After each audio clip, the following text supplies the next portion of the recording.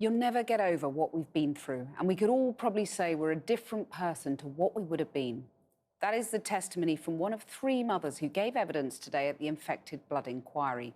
The often harrowing testimony focused on the blood clotting treatments their sons were given for their haemophilia in the 1970s and 80s. The inquiry is taking evidence in what is described as one of the worst treatment disasters in the history of the NHS. Our health and social care editor, Victoria Macdonald, reports. It was a sort of... Three mothers and three separate harrowing testimonies, all with a common thread.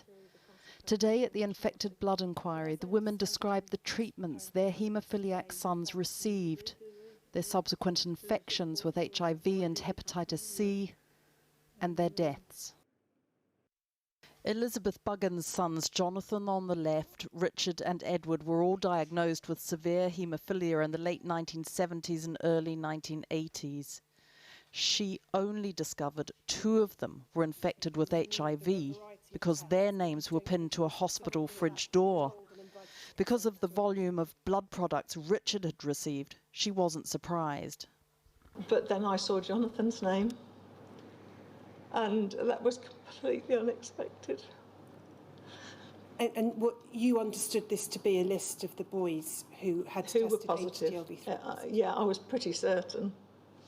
So I then asked to see Dr. Hill. And what did Dr. Hill tell you? He told me that both boys were infected, but Edward wasn't. Richard died aged 8 in 1986.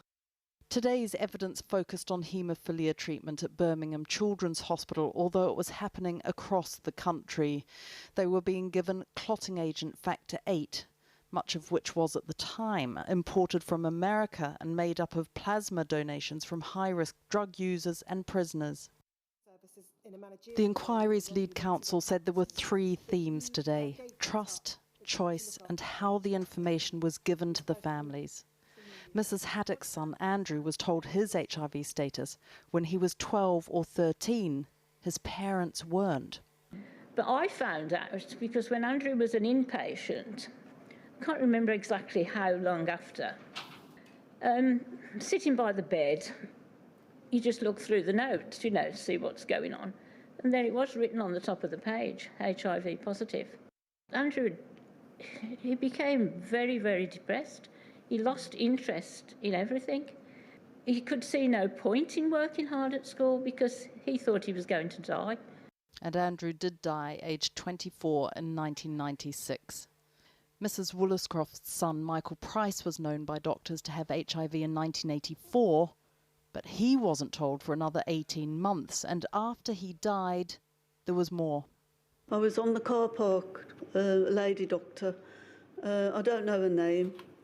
She saw me and come over to give her condolences and that, and in the conversation she just said, well, of course he was hepatitis C positive as well. Well, I never knew. Guilt and regret also threaded their way through this testimony today, and as the mother's evidence ended, many in the room wiped away tears and stood to applaud their bravery. Victoria Macdonald reporting there.